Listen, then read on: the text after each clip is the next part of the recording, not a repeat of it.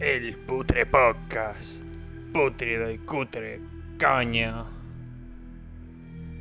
Grabando un día más, un día menos en Putre Podcast.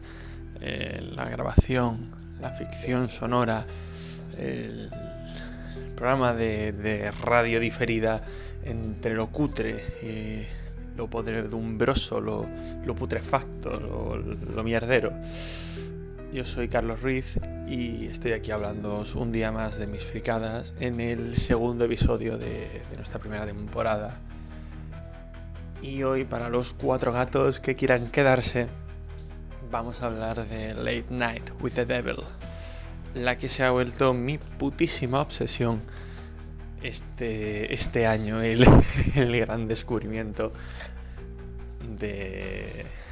Bueno, creo que realmente no es de este año, es del año pasado, pero aquí en España se ha estrenado este año, con lo cual, pues, cuenta, ¿no? Y es que ha sido un pedazo de descubrimiento. Fue como todos estos descubrimientos, fue un poco por casualidad que vi un tweet, juraría que era de Horror Losers, que han hablado de la película, generaba un poco de hype antes siquiera de verla, y enseñaba este póster, ¿no? Que se ve al protagonista, al Daron... ¿Cómo se llama este actor? El Daron Malkasha. Tiene un apellido un poco extraño. Y se lo ve como ardiendo, ¿no? Es un póster que estéticamente es chulísimo, ¿no? Se lo ve como de pie con el traje de presentador de Late Night y se ven las llamas ascendiendo. Es muy chulo. Y recuerdo verlo y llamarme la atención, ¿no? Además, este actor ha tenido como un ascenso meteórico. Quizás no en el cine más mainstream, pero sí que se ha ido ganando. Bueno, en el cine mainstream también ha hecho cosillas en plan más o menos importantes. Sale en Dune parte 1, la de Villeneuve, que sale en papel pequeñito, ¿no? De esta especie de consejero del varón, ¿no? Harkonnen. Pero sí que es verdad que yo recuerdo, la primera vez que yo recuerdo verlo así en algo reconocible, era en el papel súper pequeñito que hace de loco en Batman. Juraría que es la segunda. La del Regreso del Caballero Oscuro, me estoy equivocando. La de Nolan, ¿no? Digo. Y poco a poco ha ido ganándose, yo creo, un respeto muy merecido, ¿no? Porque al final estamos hablando de un actor bastante solvente. Y este es como... Bueno, no voy a decir que va a ser el primer papel protagónico que tiene, porque la verdad, no lo sé. Pero desde luego que es el primer papel... una relevancia, con una importancia... porque esta película tiene mucho éxito a nivel al menos festivalero, y aquí carga con muchísimo peso y demuestra algo que yo creo que ya era obvio, que ya se veía, por ejemplo, en la de esta peli, la que hizo el James Gunn, el Suicide Squad, que es un actor que tiene calidad. Bueno, se nota en general en todo lo que hace, no es un actor que tiene calidad, pero aquí tiene un peso muy complicado de llevar. Mucho del peso de actuación de esta película lo lleva él, se lo carga en la espalda y lo trabaja muy bien. Es un papel... primero tiene que hacer esta pantomima de tipo gracioso de Late Night, pero que se nota que está como medio forzadete, pero a la vez está pasando por unos dramas personales muy grandes. Y aparte, toda la actuación de ir sobreviviendo ese horror que va increciendo en esa historia, ¿no? Y el ver cómo este personaje... ¿Cómo lo puedo explicar? Como vas viéndole en las facciones de la cara, en las pequeñas reacciones, micromiradas, de que se va dando cuenta que todo eso de algún modo está relacionado con él y con lo que ha hecho y con su historia personal, pero trata de ocultárselo al resto. Eso es de ser un muy buen actor, ¿eh? Conseguir eso es lo que hace a un actor verdaderamente bueno. Me alegro mucho que se le esté dando ya este reconocimiento, porque es una máquina, la verdad. Pero bueno, todo queda ahí. En ese póster se estrena la película y voy a verla y me encuentro pues una absoluta maravilla.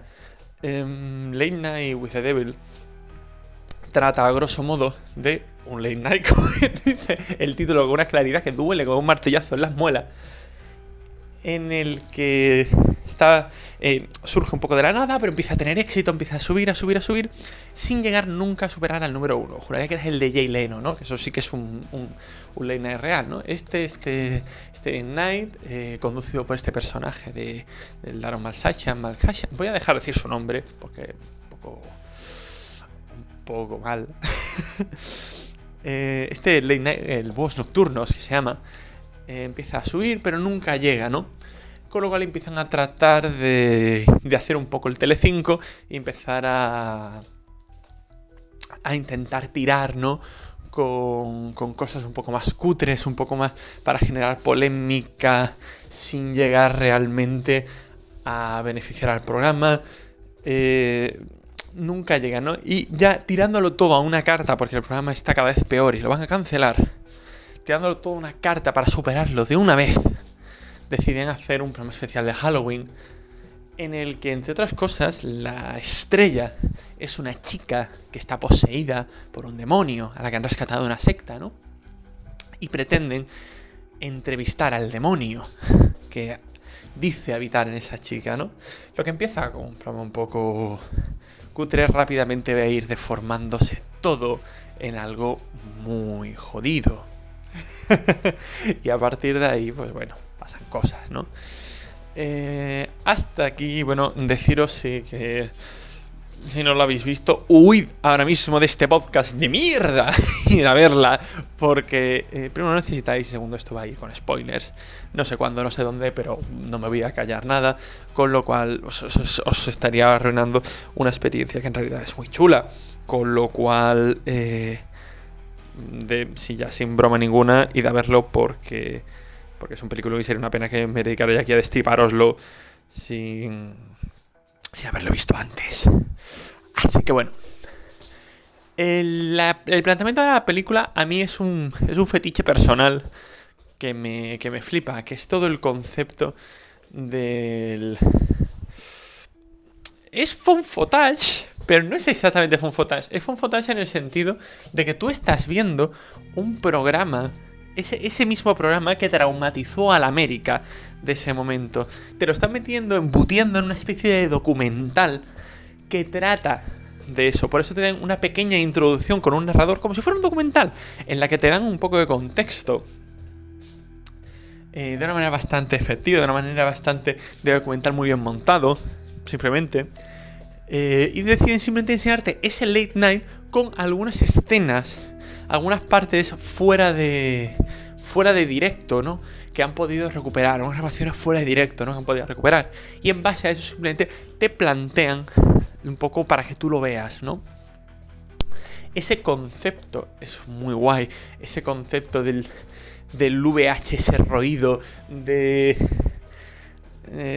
sé, una cierta paranoia que se crea alrededor de esa estética, ¿no? Que tiene el analog horror, ¿no? Como lo llaman ahora, ¿no? Esa ficción que se desmorona. Es como si te hubieras encontrado un disco, una antigua grabación perdida en un sótano húmedo y que estás viendo y no deberías estar viendo, ¿no? Es la misma sensación que... No es la misma sensación, pero bueno, ese estilo que busca, por ejemplo, la saga de VHS. Yo recuerdo ver la primera y estar con esa sensación de, Dios, estoy viendo algo como que no debería estar viendo, ¿no? Y esa idea chula de dónde salen estos VHS, ¿no? Pues ese mismo concepto se aplica a Late Night with the Devil. Para mí siempre, claro, a mí me tiene muy ganado en esa estética y en esa concepción de la historia y de la narrativa. A mí siempre ya me tenía ahí un poco ganado. De hecho, yo estudié audiovisuales y mi TFG fue hacer un piloto de serie que se basaba en ese rollo. No exactamente igual, pero el concepto de una especie de VHS extraño que no deberías haberte encontrado, ¿no? Con, bueno, una historia que parecía normal y después se va deformando en cosas más extrañas, más grotescas, ¿no? Con lo cual ya su mera concepción, yo reconozco que quizás ahí pues mi bias, como dicen los ingleses, no sea sea, esté muy claro, ¿no? Pero es un concepto muy chulo. Y si os gusta, si sois un poco de los de mi caterva, ya lo vais a disfrutar. Es una pasada. Como os digo, esta historia empieza con esa pequeña introducción a nivel documental, que claro, te va soltando pistitas. Es una introducción muy interesante, porque ya te va soltando como pistitas y cosas que se van a tratar más adelante. Ese concepto, bueno, te hablan esencialmente del programa, de toda esta guerra contra el programa de Jay Leno, de la figura del presentador, que es muy interesante. Parece un buen tipo. Su mujer se muere de cáncer en un arrebato muy triste. Te cuentan, bueno, cómo la lleva de hecho al programa a hablar, y que ni así, siendo el programa con más audiencia, ni así superan al de Jay Leno. Siempre todo remezclándolo un poco con la historia del programa, ¿no? De lo que os he comentado antes. Este programa que surge, aparece con mucha fuerza, pero es un eterno segundón. Te hablan también de que el protagonista va a una especie de sociedad solo para hombres, que le dicen, ¿no? En un club de caballeros, creo que lo llaman, en el bosque, ¿no? In the Tall Pines, que eso es algo que volverá a atormentar a nuestro protagonista durante la película, y de la que no dejan muy claro qué ocurre, porque es una sociedad secreta, ¿no? De la que hay mucha habladuría, aunque a nuestro protagonista siempre le quite importancia, ¿no? Cada vez que alguien saca el tema. Y este principio está muy guay, porque te da a entender que, planteándotelo como un documental, tú podrías... O sea, a mí me da la sensación, digo, tío, yo podría ver una hora de un documental sobre este late show que nunca llegó a despegar. O sea, bueno, que nunca llegó a despegar, no, que nunca llegó a lo más alto, ¿no? Podrían habértelo planteado casi como un documental de un late show falso y hubiera sido interesante. Está planteado en ese... Aquí no hay horror, aquí no hay nada, ¿no? Ahí es simplemente eso, ¿no? Que termina con un gran escándalo, que fue este último programa, este programa especial de Halloween, ¿no? Como os digo, ya aquí ya te demuestran que a nivel montaje van guay, saben lo que se están manejando y se mueven con soltura, ¿no? Y es aquí cuando empieza la película como tal, que es, vamos a enseñaros simplemente este programa, ¿no? Me gusta mucho porque no es algo... Nunca... O sea, no intentan darte moralinas, no intentan explicarte... No, simplemente es algo... No, o sea, no intentan explicarte qué es lo que pasó, escarbar ahí... No, es algo extraño que ocurrió en un momento al que no tenemos mucha explicación. Me recuerda mucho a los relatos del New Weird americano, de sobre todo, por ejemplo, de Gemma Files, ¿no? De este rollo de algo extraño que ocurrió una vez. Algo extraño que ocurrió una vez y que no sé explicar, ni defender, ni puedo aseguraros que sea real, pero yo sé lo que vi y fue jodidísimo y yo juraría que fue verdad. Ese concepto del New Weird a mí me la pone muy dura, ¿qué queréis que os diga? Y es que es muy chulo. Como os digo, es simplemente el mismo programa que supuestamente los televidentes norteamericanos vieron, con los espacios, digamos, de publicidad cortados para que veas qué es lo que pasaba detrás de las cámaras, ¿no? En esos minutos, ¿no? Mola porque la sensación cuando corta, ¿no? La sensación de que estás viendo el plató de rodaje de un programa real. Yo que he estado en contextos de ese estilo,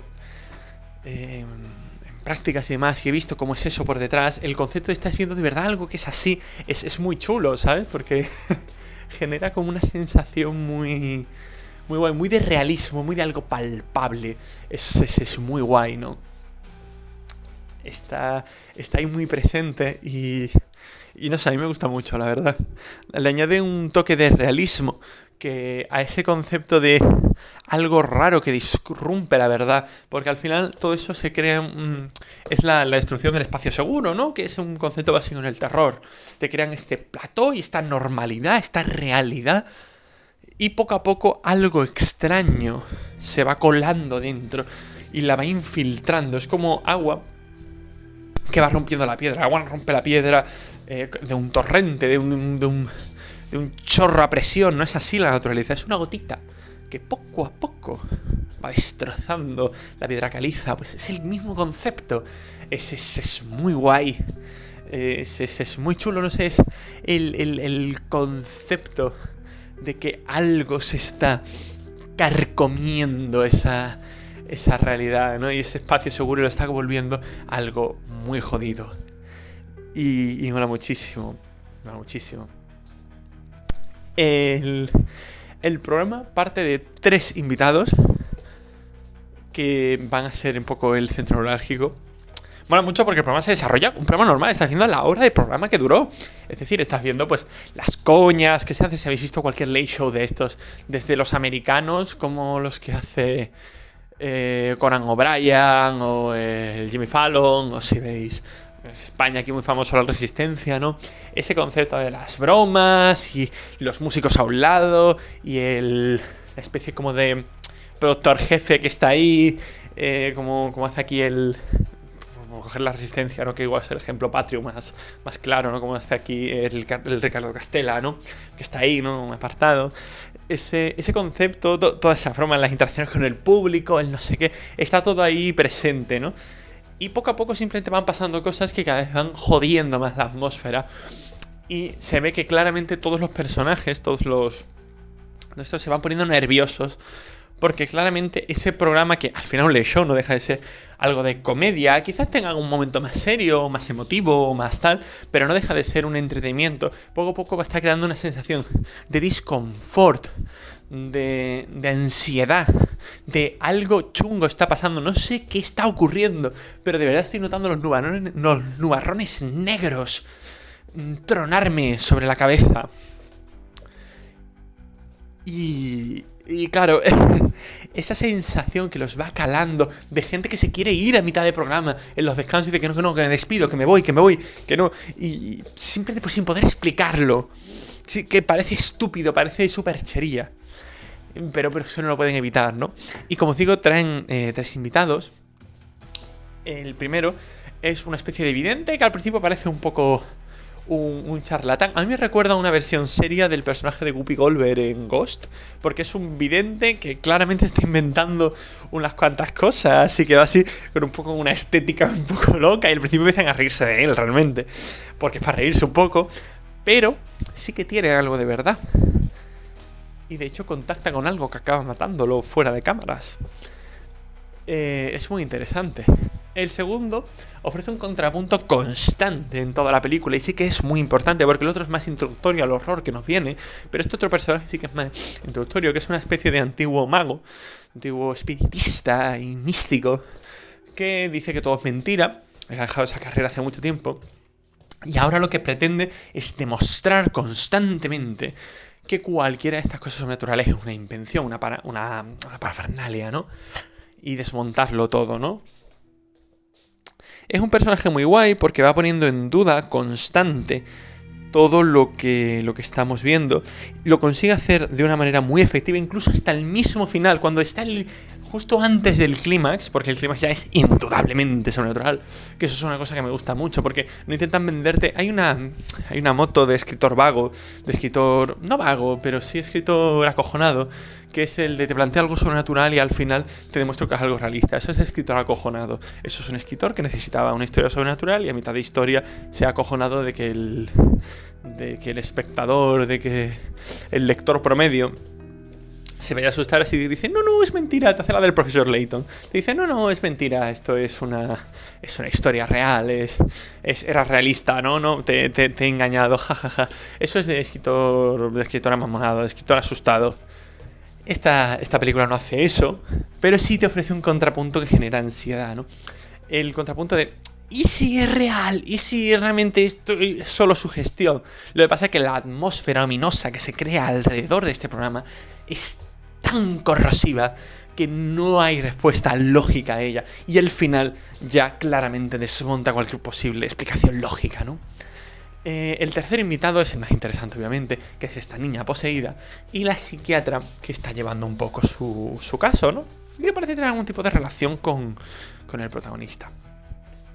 La entrevista a la niña es lo que empieza más interesante. Una niña criada en una secta que se suicidaron todos, salvo ella de suerte, ¿no? Y que parece tener a un demonio, un tal Abraxas dentro de ella. Y cuando por fin deciden hablar con el demonio, ya bien entrada la película, después de un montón de cosas raras sucediendo, empiezan a revelarse cosas, empiezan a revelarse esos tall pines, ¿no? Donde iba nuestro protagonista, en el que quizás hizo un pacto con algo que no debería haber hecho por conseguir la audiencia, que quizás la muerte de su mujer fue por algo. Hay un punto muy interesante aquí. Nunca se deja claro muchas cosas.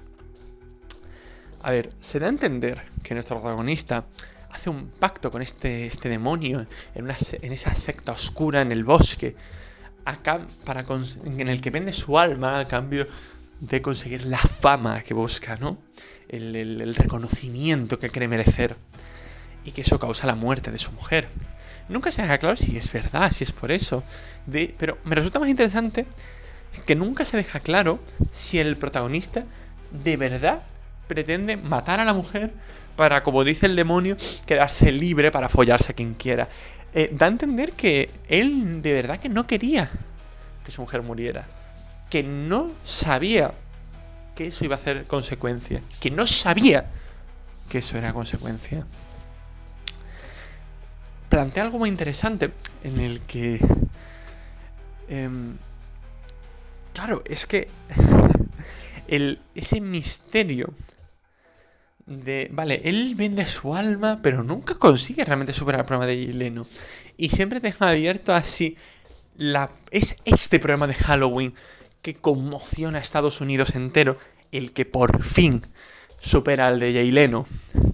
Aunque sea a costa del enorme precio que acaban pagando todos los personajes, toda la gente en general involucrada, porque la cosa acaba muy mal, obviamente.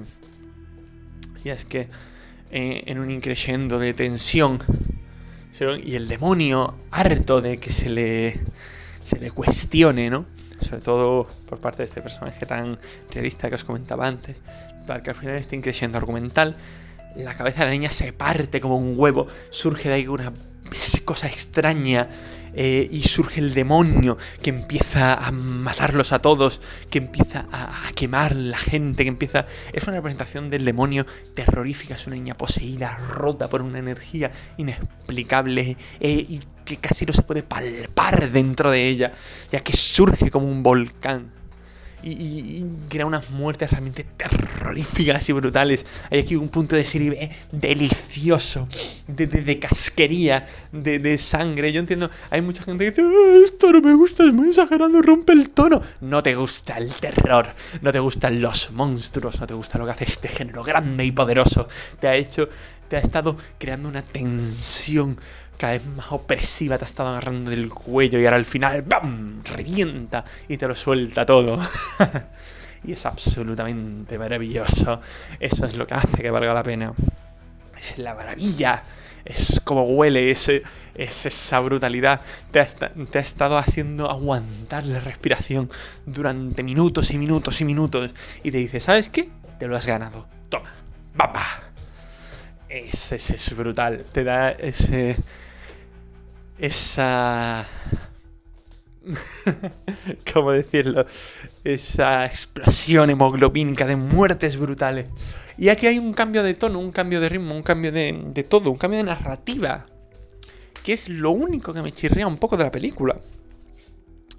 Y es que justo en este clímax demencial rompemos esta temática de ver este documental basado en este programa real y nos metemos en la mente del propio protagonista, en el que él ve un poco todo lo que ha sido ese programa o su vida durante ese programa, todo lo que ha sido ese pacto, todo lo que ha sido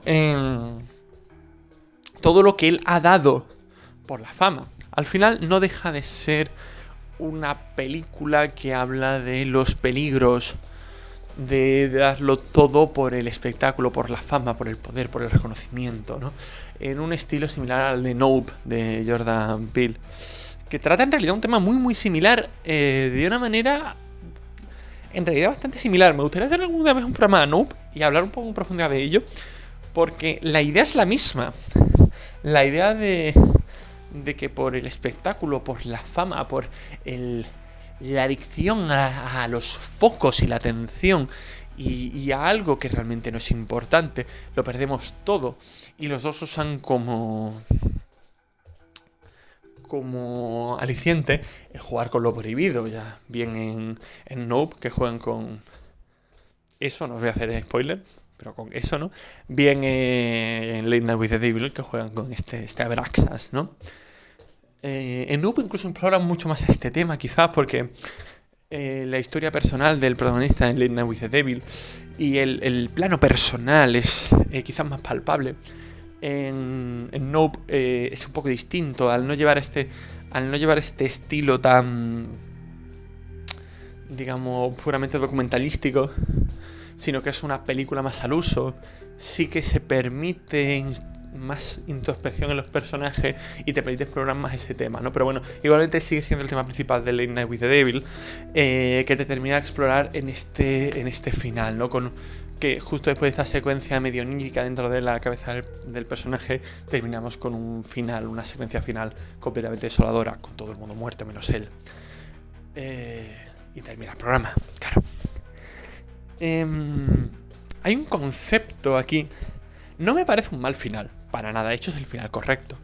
Pero este resalto de introspección dentro del personaje que rompe el concepto de estoy viendo este programa, a mí me sacó de la película.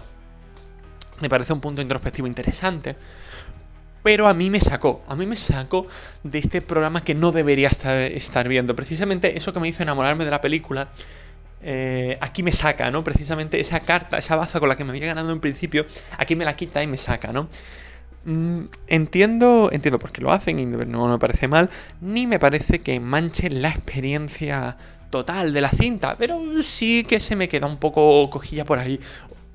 Pero bueno, entiendo también que aquí, igual que os he dicho lo del bias al principio, ¿no? Lo de esa concepción personal mía, yo entiendo que aquí también eso es un poco concepción personal mía.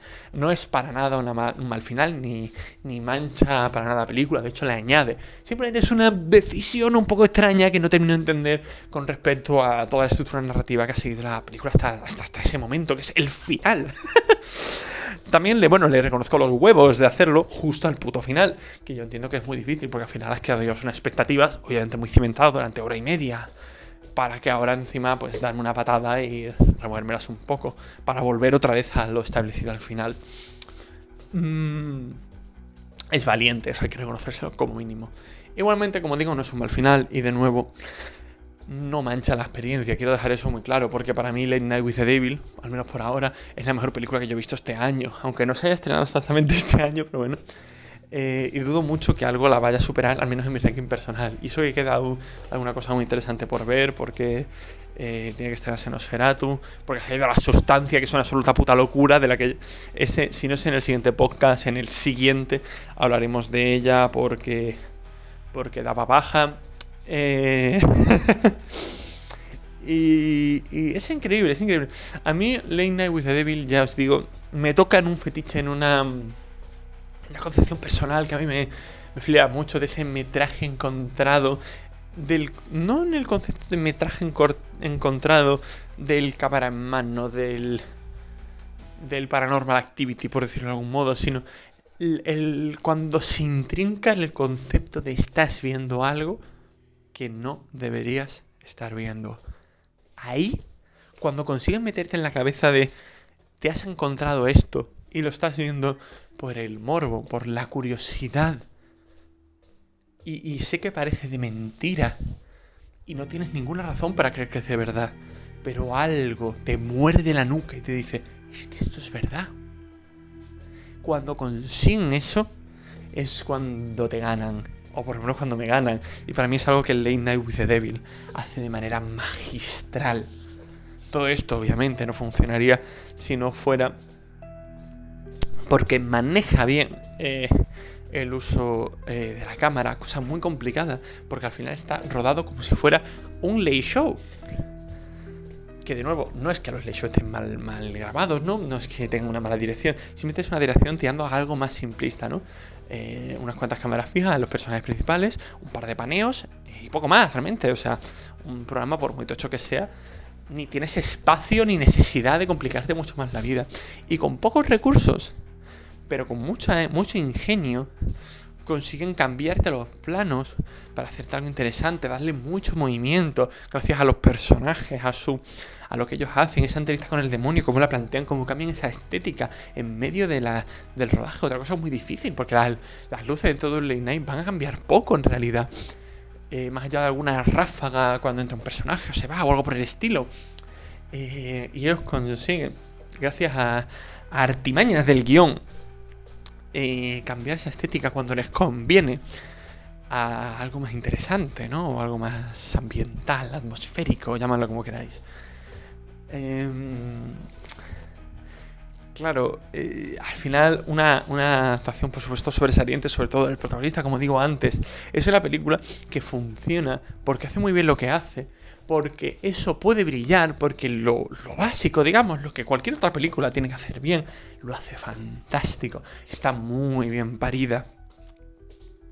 Y es una experiencia de la que yo, por lo menos, me voy a acordar mucho tiempo y que me pareció maravillosa poder vivirla en el cine. Y casi me da coraje haberla visto, solo por saber que no voy a poder volver a vivir eso de manera genuina, de manera totalmente nueva otra vez. Aunque podré seguir viéndola y volver a ver, la disfrutaré muchísimo, no podré revivir esa sensación del principio. Y eso me da pena, porque considero que claro, que es como perder algo especial, pero a la vez es muy bonito que una película te cree eso. La sensación de me da coraje haberla visto, porque nunca podía volver a ver por primera vez esta película otra vez y sentir lo que me ha hecho sentir. Y eso, si eso no es el cine, yo no sé qué es, la verdad. Es que todo está, hasta la elección de los colores es que es preciosa, está muy contrastada, es una pasada de película, es que no puedo recomendarla más, de verdad. Y bueno, un poco en general, eso sería este programa número 2 de la primera temporada. Estamos hablando de Late Night with the Devil. Os voy a dejar con un pequeñito relato corto que he escrito, muy cortito, en referencia a todo lo que estamos hablando, a hablar con quien no deberías hablar, a hacer lo que no deberías hacer con quien no deberías, y a todo ese tema demoníaco, sobrenatural y demás, para cerrar este programa, como siempre, ¿no? Que me gusta cerrarlo con alguna historia oscura, con alguna pequeña microficción, ¿no? Y sin más, yo soy Carlos. Esto es el Putre Podcast y espero que lo disfrutéis y que paséis una noche de mierda. Muy buenas noches, buenos nocturnos.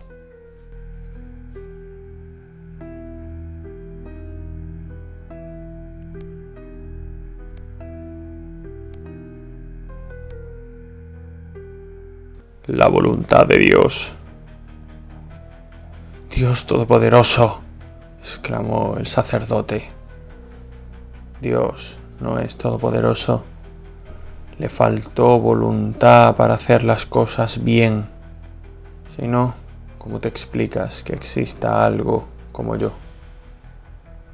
El sacerdote, con un estremecimiento, lo miró a los ojos por primera vez y ya no pudo rezar más.